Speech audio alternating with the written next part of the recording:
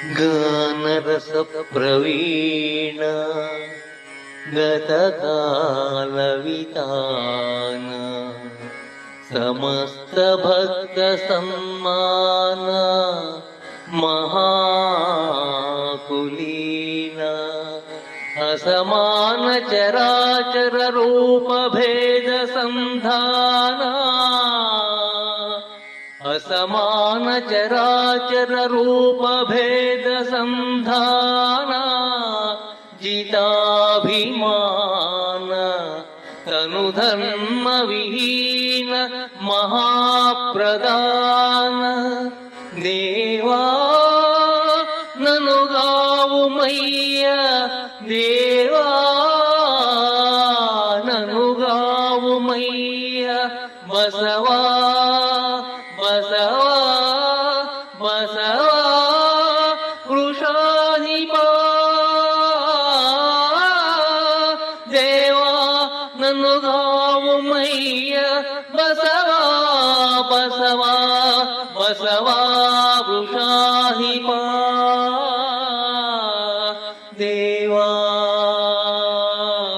नन्नु गावु मैया बसवा बसवा बसवा वृषाधिपा.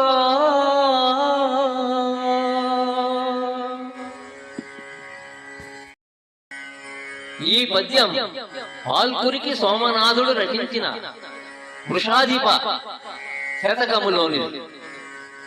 పాల్కురికి సోమనాథుడు తెలుగు, కన్నడ, సంస్కృత భాషలలో పండితుడు. వీరశైవం వ్యాప్తికి ఎంతగానో కృషి చేశాడు. అప్పటి ఇతర శివకవులు తమ రచనలలో బ్రాహ్మణులను గౌరవంగా ప్రస్తావించేవారు. కాని పాల్కురికి సోమనాథుడు వారి ఆచార వ్యవహారాలను నిశితంగా నిరసించాడు.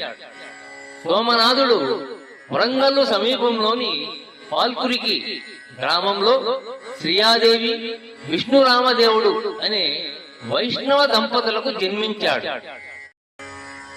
ఉరుతర గద్య పద్యోక్తుల కంటే సరసమై పరిగిన జానుతి నుంగును చర్చింపగా సర్వసామాన్య మగుట గూర్చెద ద్విపదులు కోర్కె దైవార అని బసవ పురాణం అవతారికలో సోమనాథుడు చెప్పుకున్నాడు. జాను తెలుగును తెలుగు భాషలో ప్రవేశపెట్టిన వాడు పాల్కురికి సోమనాథుడు. పాల్కురికి సోమనాథుని తెలుగులో మొట్టమొదటి శతకకర్తగా పరిగణిస్తారు. వీరి శైలి తరువాతి తెలుగు శతకకర్తలపై ఎంతగానో ప్రభావం చూపింది.